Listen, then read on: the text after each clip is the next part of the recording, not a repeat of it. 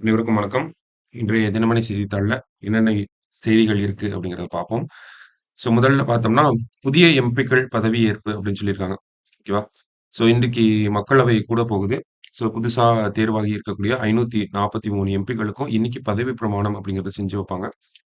அந்த ஒரு நிகழ்வ பத்தி தான் நமக்கு குடுத்துருக்காங்க. ஓகேவா? ஸோ புதிய எம்பிக்கள் இன்னைக்கு பதவி ஏற்க போறாங்க. சரியா? முதல் செய்தியில அவ்வளோதான். ஓகேவா? அடுத்தது பார்த்தோம்னா, மறுபயன்பாட்டு ஏவுகலன் சோதனை வெற்றி அப்படின்னு சொல்லியிருக்காங்க. அதாவது இங்கிலீஷ்ல என்ன சொல்றோம் அப்படின்னா, ஆர்எல்வி அப்படின்னு சொல்றோம். அது என்ன ஆர்எல்வி அப்படின்னு பார்த்தோம்னா, ரீயூசபிள் லான்ச் வெஹிக்கிள் அப்படின்னு சொல்றோம். ஓகேவா? ஆர்எல்வி அப்படின்னா ரீயூசபிள் லான்ச் வெஹிக்கிள். ஓகேவா? என்ன சொல்லியிருக்காங்க அப்படின்னு பார்ப்போம்.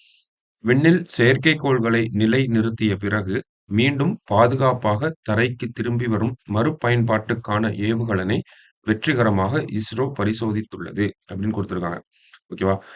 இந்த மறுபயன்பாட்டு ஏவுகலன் இதனுடைய சோதனை வந்து வெற்றிகரமா முடிஞ்சிருக்கு. ரீயூசபிள் லான்ச் வெஹிக்கிள வந்து சக்சஸ்ஃபுல்லா டெஸ்ட் பண்ணி முடிச்சிருக்காங்க. ஓகேவா? ஆல்ரெடி செய்தியில நம்ம பார்த்த ஒரு விஷயம் தான். Already first and second phase of testing அப்படிங்கிறது முடிஞ்சிருச்சு. இதுல இருக்கக்கூடிய சின்ன சின்ன மைனர் எரர்ஸ ரெக்டிஃபை பண்ணிட்டு மறுபடியும் 3 ஃபேஸ் ஆஃப் டெஸ்டிங் அப்படிங்கிறத பண்ணியிருக்காங்க. அதுவும் வெற்றிகரமா முடிஞ்சிருக்கு அப்படிங்கிறத சொல்லியிருக்காங்க.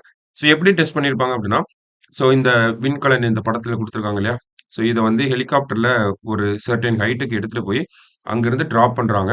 அது சக்சஸ்ஃபுல்லா வந்து இந்த ரன்வேல லேண்ட் ஆகுதா அப்படிங்கிறது தான் அந்த டெஸ்டிங். ஓகேவா? பாராசூட் ஓப்பன் பண்ணி ஆட்டோமேட்டிக்கா பிரேக்ஸ் அப்ளை பண்ணி லேண்ட் ஆயி முடிச்சிருச்சு. சக்சஸ்ஃபுல்லா டெஸ்டிங் அப்படிங்கிறது முடிஞ்சிருச்சு. ஓகேவா? எங்க டெஸ்டிங் நடந்துச்சு அப்படின்னு பார்த்தோம்னா, கர்நாடகா மாநிலம் சித்ரதுர்காவில் உள்ள வான்வெளி சோதனை தளத்தில் இந்த சோதனை வந்து நடந்திருக்கு. ஓகேவா? சித்ரதுர்கா கர்நாடகால இருக்கக்கூடிய சித்ரதுர்கா அப்படிங்கிற அந்த பிளேஸ்ல தான் நமக்கு நடந்திருக்கு. ஓகேவா? இதுல முக்கியமான விஷயம் பார்த்தோம்னா, நமக்கு இந்த ரீயூசபிள் லான்ச் வெஹிக்கிள் சொன்னோம் இல்லையா? மறுபயன்பாட்டு ஏவுகலன். அதுக்கு ஒரு பேர் வச்சிருக்காங்க. என்ன பேர் அப்படின்னு பார்த்தோம்னா, புஷ்பக் அப்படின்னு சொல்லி பேர் வச்சிருக்காங்க. ஓகேவா? புஷ்பக் அப்படிங்கிறது தான் இதனுடைய பேர். ஸோ புஷ்பக்ன்னு சொன்னாலும் இதுதான். ரீயூசபிள் லான்ச் வெஹிக்கிள் அப்படின்னு சொன்னாலும் இதுதான். சரியா? அத ஞாபகம் வச்சுக்கோங்க. கடைசியா பார்த்தோம் அப்படின்னா, இந்த ப்ராஜெக்ட்டோட டைரக்டர் யார் அப்படிங்கிறத தெரிஞ்சுக்கணும். குறிப்பா அவரு தமிழகத்தைச் சேர்ந்த நபராக இருக்கனால கண்டிப்பா தெரிஞ்சுக்கணும். அவரோட பேர் என்ன அப்படின்னு பார்த்தோம்னா, முத்துப்பாண்டியன் அப்படின்னு சொல்லி குடுத்திருக்காங்க. இந்த ப்ராஜெக்ட்டோட டைரக்டர் பேர் என்ன அப்படின்னா, முத்துப்பாண்டியன். ஓகேவா? இந்த செய்தியில என்ன பார்த்திருக்கோம்னா, ஒரு ரீயூசபிள் லான்ச் வெஹிக்கிள் மறுபயன்பாட்டு ஏவுகலன் அப்படின்னு சொல்றோம். அதனுடைய 3ஆம் கட்ட சோதனை அப்படிங்கிறது வெற்றிகரமாக முடிஞ்சிருக்கு.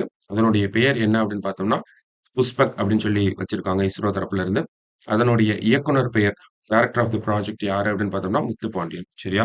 ஸோ முதல் செய்தியில இதெல்லாம் தான் முக்கியமாக இருந்துச்சு. அடுத்தது பார்த்தோம்னா, நமக்கு திருக்குறள் ஃபர்ஸ்ட் பார்த்துருவோம். சரிங்களா? திருக்குறள்ல என்ன குடுத்துருக்காங்கன்னா, நமக்கு "கொளையிற் கொடியாரை வேந்தொறுத்தல் பைங்குல் களை கற்றதனோடு நேர்" அப்படின்னு சொல்லியிருக்காங்க. "கொளையிற் கொடியாரை வேந்தொறுத்தல் பைங்குல் களை கற்றதனோடு நேர். கொடியவர் சிலரைக் கொலைத் தண்டனையால் அரசன் ஒறுத்தல் பயிரைக் காப்பாற்றக் களையைக் களைவதற்கு நிகரான செயலாகும்" அப்படின்னு சொல்லியிருக்காங்க. ஓகேவா? கொடியவர் சிலருக்கு வந்து மரண தண்டனை குடுக்கறது அப்படிங்கிறது, ஒரு பயிர காப்பதற்காக அதன் பக்கத்துல இருக்கக்கூடிய களைய நம்ம வெட்டுவோம் இல்லையா? அதற்கு சமமான ஒரு செயல் அப்படின்னு சொல்லி வள்ளுவர் சொல்றாங்க. திருக்குறள் எண் 550 அதிகாரம் செங்கோன்மை அப்படிங்கிற அதிகாரத்துல. இன்றைய செய்தித்தாள்ல முக்கியமா நமக்கு இந்த "கள் அல்ல தீர்வு" அப்படின்னு சொல்லி ஒரு தலைப்பு குடுத்திருக்காங்க. அது என்ன? எதுக்காக இந்த "கள் அல்ல தீர்வு" அப்படின்னு சொல்றாங்க அப்படின்னா, சமீபத்தில கள்ளக்குறிச்சி பகுதியில பார்த்தோம்னா, கள்ளச்சாராயம் காரணமாக ஒரு உயிரிழப்பு அப்படிங்கிறது ஏகப்பட்டது நடந்திருக்கு. பார்த்தோன்னா, கடைசியா பார்க்குறப்ப 56 அப்படிங்கிறது சொல்லியிருந்தாங்க. அந்த நம்பர்ஸ் டிஃபரெண்ட் ஆகும். ஓகேவா? நமக்கு வந்து மருத்துவமனையில அனுமதிக்கப்பட்டிருப்பாங்க. சிகிச்சை பலனளிக்காம உயிரிழக்கக்கூடிய நபர்களும் இருப்பாங்க. அதனால அந்த எண்ணிக்கை நமக்கு மாறிட்டே தான் இருக்கும்.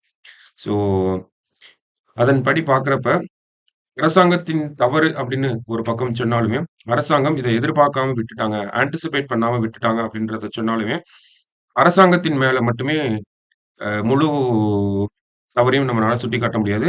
அரசாங்கங்கள் தான் இதுக்கு காரணம். முன்னாடி இருந்த அரசாங்கங்களும், இப்ப இருக்கக்கூடிய அரசாங்கமும் தான் இதுக்கு கூட்டு பொறுப்பாக இருக்கு. ஓகேவா?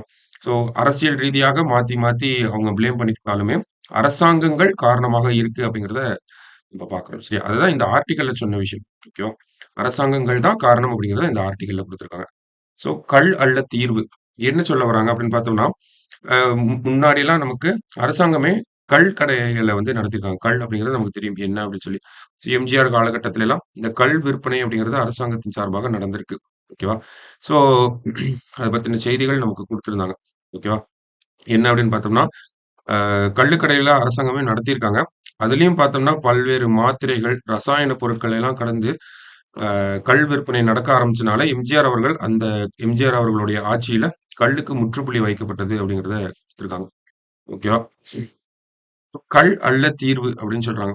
இப்ப என்ன சொல்ல வராங்க அப்படின்னா, ஒரு சஜஷன நமக்கு குடுக்குறாங்க. அதாவது இந்த மாதிரி அரசு மதுபான கடைகள் இருக்கிற மாதிரியே, அரசாங்கத்தின் சார்பாகவே கள்ளுக்கடைகள் இருந்தா நல்லா இருக்கும் அப்படிங்கிற ஒரு சஜஷன குடுக்குறாங்க. சார ஒரு சில சமூக ஆர்வலர்கள், அதே மாதிரி நம்ப சட்டப்பேரவையிலயுமே பார்த்தோம்னா, ஒரு சில உறுப்பினர்கள் இந்த ஒரு கோரிக்கைய வச்சிருந்தாங்க. கூட்டத்தொடர் நடந்துட்டு இருக்கு இல்லையா? இந்த கூட்டத்தொடர்ல ஒரு சில உறுப்பினர்கள் வந்து, அரசாங்கமே கள்ளுக்கடையில நடத்துனா, விலை குறைஞ்ச விலையில மது கிடைக்கும் நமக்கு. அதே மாரி, ஆ இந்த கள்ளச்சாராயம் போன்ற சம்பவங்களையும் தடுக்க முடியும். அதனால கள்ளுக்கடைகள நடத்தலாம் அப்படின்னு சொல்லி ஒரு சில சஜஷன்ஸும் வந்திருந்துச்சு. ஏன் அவையிலேயே வந்திருக்கு. ஓகேவா? ஸோ அப்படிங்கிறப்ப, அல்ல தீர்வு அப்படிங்கிறத இந்த இடத்துல நம்ம பார்க்கிறோம். ஸோ அரசாங்கம் மதுவிலக்கு தான் ஒரு தீர்வா இருக்கணுமே ஒழிய, அப்படிங்கிறது ஒரு ஆல்டர்னேட்டிவா மக்கள் மத்தியில குடுக்கக்கூடாது. கள்ளச்சாராயத்த ஒழிக்கணும் அப்படின்னா, அதற்கு தேவையான நடவடிக்கைகள எடுக்கணும். ஓகேவா? ஸோ கள்ளுக்கடைகள் தீர்வாக இருக்க முடியாது. நம்ம பார்த்திருக்கோம். வரலாற்று படிக்கிறப்ப, கள்ளுக்கடைகளுக்கு எதிரான போராட்டத்த நம்மளுடைய பெரிய, பெரிய தலைவர்கள்லாம் எடுத்துட்டு போயிருக்காங்க. அவ்வளவு போராட்டம் பண்ணி ஒழிச்ச ஒரு விஷயத்த மறுபடியும் கொண்டு வரவே கூடாது. ஓகேவா? ஸோ அந்த ஒரு நிலைப்பாட எடுக்கலாம். அடுத்தபடி பார்த்தோம்னா, தமிழகத்த பொறுத்தவரைக்கும் இந்த கள்ளச்சாராயம் அப்படிங்கிறது என்ன ஒரு விதத்துல இருக்கு? இந்தியாவுல எப்படி இருக்கு? அப்படிங்கிறத குடுத்திருந்தாங்க. அதாவது இந்தியாவுல பார்த்தோம்னா, ஏறக்குறைய பல்வேறு மாநிலங்கள் ஓகேவா?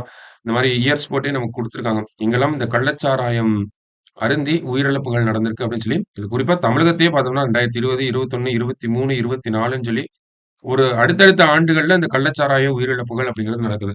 ஸோ, அப்ப இத பத்தின தரவுகள நம்ம எடுத்து பார்க்கிறோம். ஸோ, லாஸ்ட் 10 இயர்ஸ் டேட்டாவ எடுக்கிறோம். ஓகேவா? எதிலிருந்து எடுக்குறாங்க அப்படின்னு பார்த்தோம்னா, தேசிய குற்ற ஆவண காப்பகம் சில அதிர்ச்சி தரும் புள்ளி விவரங்களை தருகிறது அப்படின்னு குடுக்குறாங்க. என்ன சொல்றாங்க அப்படின்னா, 2005 முதல் 2014 வரையிலான 10 ஆண்டுகளில் இந்தியாவிலேயே மிக அதிகமாக கள்ளச்சாராய மரணங்கள் நடந்த மாநிலமாக தமிழகம் இடம்பெறுகிறது அப்படின்னு சொல்றாங்க. கிட்டத்தட்ட 1509 பேர் வந்து கள்ளச்சாராயம் காரணமாக உயிரிழந்திருக்கிறார்கள்.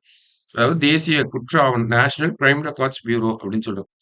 நேஷனல் கிரைம் ரெக்கார்ட்ஸ் பியூரோ அவங்களோட டேட்டா படி 2005 டூ 2014 வரைக்கும் தான் எடுத்திருக்காங்க. நல்லா நோட் பண்ணும்.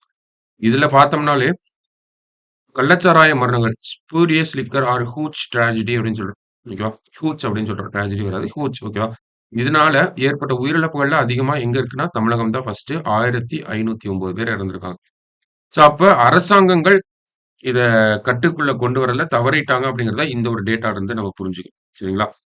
ஸோ வேற என்ன குடுத்திருக்காங்க அப்படின்னு பார்த்தோம்னா, இந்த கள்ளச்சாராயத்த கண்ட்ரோல் பண்றதுக்காக அரசாங்கம் ஒரு நடவடிக்கை எடுத்தாங்க. அது ஓரளவுக்கு சக்சஸா இருந்தாலுமே, திரும்பவும் அந்த கள்ளச்சாராயம் அப்படிங்கிறது வர ஆரம்பிச்சுருச்சு. ஏன் அப்படின்னு பார்த்தோம்னா, மதுபான கடைகள்ல அந்த மதுபானங்களின் விலை அப்படிங்கிறது கணிசமாக உயர்த்தப்பட்டுட்டே வருது. ஓகேங்களா? ஸோ அப்ப அதனால என்ன பண்றாங்க, தினசரி வேலை செய்றவங்கலாம் அ அவங்க வாங்குற பாதி காசுல அவங்க வாங்குற சம்பளத்துல பாதி காச மதுபானங்களுக்காக செலவிட முடியாது. அப்படிங்கிறப்ப அவங்க கள்ளச்சாராயங்கள நோக்கி போறாங்க அப்படிங்கிற ஒரு கருத்த வச்சிருக்காங்க. என்ன சொல்றாங்க அப்படின்னா, 2002ல் அரசே மதுபான விற்பனையை நடத்த முடிவெடுத்தது. குறைந்த விலையில் விற்க முற்பட்டபோது, கள்ளச்சாராயம் ஓரளவு கட்டுக்குள் வந்தது என்னவோ உண்மை அப்படின்னு குடுத்திருக்காங்க. 2002ல தான் அரசாங்கம் இந்த ஒரு முடிவு எடுக்குறாங்க. முடிவெடுத்ததன் பிறகு கள்ளச்சாராயம் அப்படிங்கிறது ஓரளவு கம்மியாகுது. ஏன்னா, அரசாங்கமே குறைந்த விலையில குடுக்க ஆரம்பிச்சாங்க. ரொம்ப முக்கியம். லோ காஸ்ட்ல குறைந்த விலையில குடுக்க ஆரம்பிச்சனால, கள்ளச்சாராயம் பக்கம் போகாம அதில இருக்கக்கூடிய தீமைகள தெரிஞ்சு மக்கள் மறுபடியும் எங்க வந்தாங்க அப்படின்னா, மதுபான கடைகள் நோக்கி நகர ஆரம்பிச்சாங்க. பின்னர் பார்த்தோம்னா, தமிழ்நாடு மதுவிலக்கு சட்டம் 1937ன் கீழ் மெத்தனால் கொண்டு வரப்பட்டு, அதன் விநியோகம் கண்காணிக்கப்பட்டது அப்படின்னு குடுத்திருக்காங்க. ஸோ தமிழ்நாடு புராஹிபிஷன் ஆக்ட் 1937 படிச்சிருக்கோம். ராஜாஜி காலகட்டத்தில கொண்டு வந்தாங்க அப்படின்னு சொல்லி. ஸோ அந்த சட்டத்துக்கு கீழ மெத்தனால் அப்படிங்கிறத கொண்டு வந்து, மெத்தனால் அப்படிங்கிறது இண்டஸ்ட்ரியல் யூஸ்க்கு மட்டும் தான் இருக்கணும். அதர் பர்ப்பஸஸ்க்கு யூஸ் பண்ணக்கூடாது அப்படிங்கிற ஒரு ஸ்ட்ரிக்ட் ரெகுலேஷன் அப்படிங்கிறது வந்துச்சு. கண்காணிப்பு அப்படிங்கிறது ஆரம்ப காலத்துல அந்த ஒரு ரெகுலேஷன் கொண்டு வந்த ஸ்டார்ட்டிங் ஸ்டேஜஸ்ல வந்து நல்ல ஒரு கண்காணிப்பு அப்படிங்கிறதும் இருந்துச்சு. ஓகேங்களா? பின்னர் என்ன ஆகுது அப்படின்னு பார்த்தோம்னா தான் அரசாங்கம் படிப்படியாக இந்த மதுபானத்தின் விலைகள வந்து உயர்த்த ஆரம்பிக்கிறாங்க. உயர்த்த என்ன ஆகுது அப்படின்னா, மெத்தனாலோட சப்ளை வந்து இந்த கள்ளச்சாராயம் கும்பல் கிட்ட வர ஆரம்பிக்குது. கள்ளச்சாராயம் மறுபடியும் உருவாக ஆரம்பிக்குது. இப்போ உயிரிழப்புகள் நடக்க ஆரம்பிச்சுருச்சு. ஓகேங்களா? ஸோ இதுதான் இந்த ஒரு விஷயத்த சொல்றாங்க. அரசாங்கம் என்ன பண்ணணும் அப்படின்னா, என்ன பண்ணியிருக்கணும் ஆக்சுவலி அப்படின்னா, இந்த மெத்தனால் சப்ளைய வந்து லீக்கேஜஸ வந்து கம்மி பண்ணியிருக்கணும். அத அரசாங்கம் எதிர்பார்க்காம விட்டுட்டாங்க. தொடர்ந்து நமக்கு வந்து டேட்டாஸ் சொல்றது அதான். 1509 பேர் இறந்து போயிருக்காங்க. 2020, 21, 23 வரைக்குமே போன வருஷம் வரைக்குமே இந்த கள்ளச்சாராய உயிரிழப்புகள் நடந்திருக்கு. கள்ளச்சாராயம் உயிரிழப்புகள் நடக்குதுன்னா, கள்ளச்சாராயம் காய்ச்சப்படுது. கள்ளச்சாராயம் காய்ச்சப்படுது அப்படின்னா, மெத்தனால் அவங்களுக்கு எங்கிருந்தோ கிடைக்குது. அப்ப அந்த மெத்தனாலுடைய சப்ளைய கண்ட்ரோல் பண்ணியிருக்கணும். மெத்தனாலோட சப்ளைய ஆடிட் பண்ணியிருக்கணும். அத அரசாங்கம் தவற விட்டுட்டனால, ஒரு உயிரிழப்பு இப்போ ஒரு பெரிய ஒரு ட்ராஜடியா வந்து நமக்கு முடிஞ்சிருக்கு. ஓகேங்களா? ஸோ அந்த மாதிரியான கருத்துக்கள தான் இந்த ஒரு இடத்துல முன்வைக்கிறாங்க. அரசாங்கம் மதுவிலக்க தான் கொண்டு வரணும். மதுவிலக்குக்கு பதிலா கள்ளச்சாராயத்த கொண்டு வரதோ, இல்ல கடைகள கொண்டு வரதோ ஒரு தீர்வாகவே இருக்காது. ஓகேங்களா? ஸோ மதுவிலக்கு அப்படிங்கிறது தான் முக்கியமான ஒரு கருத்து. டோட்டல் ப்ராஹிபிஷன் அப்படிங்கிறது தான் நமக்கு தேவ. ஓகேவா? அந்த ஒரு கருத்துல நம்ம தெளிவா இருக்கணும். ஆர்டிகிள் 47ம் நமக்கு அதுதான் சொல்லுது. To prohibit the consumption of intoxicating drinks and drugs அப்படின்னு சொல்லி. மதுவிலக்குங்கிறத பூரணமா அமல்படுத்தணும். அது அரசாங்கத்தின் ஒரு கடமையாக இருக்கு. அரசியல் அமைப்பின்படி பார்க்கிறப்போ. ஓகேவா? ஸோ இதுதான் இந்த ஒரு செய்தியில நம்ம பார்க்கிறது. கடைசியா அரசாங்கம் 2 நாளைக்கு முன்னாடி ஒரு ஆணையம் அப்பாயிண்ட் பண்ணியிருந்தாங்க. ஓகேவா? ஒன் மேன் கமிஷன் போட்டிருந்தாங்க. கோகுல்தாஸ் ஓய்வு பெற்ற நீதிபதி கோகுல்தாஸ் அவர்கள் தலைமையில ஒரு ஆணையம் போடப்பட்டிருக்கு. வழக்குகள் பார்த்தோம்னா சிபிசிஐடி எல்லாம் விசாரிச்சுட்டு இருக்காங்க. என்ன மாதிரியான ஒரு தீர்வு கொண்டு வருவாங்க? என்ன மாதிரியான பரிந்துரைகள கோகுல்தாஸ் அவர்களின் ஆணையம் வந்து குடுக்கும்? அத எப்படி அரசாங்கம் செயல்படுத்த போறாங்க அப்படிங்கிறதெல்லாம் அடுத்த கட்ட நடவடிக்கைகள் வந்து இருக்கு. மேலும் இந்த ஆர்டிக்கிள்ல என்ன சொல்லியிருப்பாங்க அப்படின்னு பார்த்தோம்னா, இந்த கள்ளச்சாராய உயிரிழப்புகளுக்கு வந்து ஒரு சில இடத்துல இருந்து ரூ. 10,00,000 வரைக்கும் நிவாரண நிதியும், ஒரு சில இடத்துல இருந்து ரூ. 1,00,000 வரைக்கும் நாங்க குடுப்போம் அப்படிங்கிறத சொல்லியிருக்காங்க. ஸோ இது கள்ளச்சாராய மரணங்கள ஊக்குவிக்கிற மாரி இருக்கு அப்படிங்கிற ஒரு கண்ணோட்டத்துல இந்த ஆர்டிக்கிள முடிச்சிருப்பாங்க. சரியா? ஸோ டைம் இருந்துச்சுன்னா ஒரு டைம் எடுத்து என்ன குடுத்துருக்காங்க அப்படிங்கிறத ரீட் பண்ணி பாருங்க. சரியா? ஸோ இன்னைக்கு நியூஸ் பேப்பர்ல இருந்த சில முக்கியமான செய்திகள்ல அதுவும் ஒண்ணு. மத்தபடி வேற எந்த செய்திகளும் பின்னாடி நமக்கு எதுவும் இல்ல. நாளைக்கு நியூஸ் பேப்பர் ரீடிங்ல மீட் பண்ணலாம். Thank you.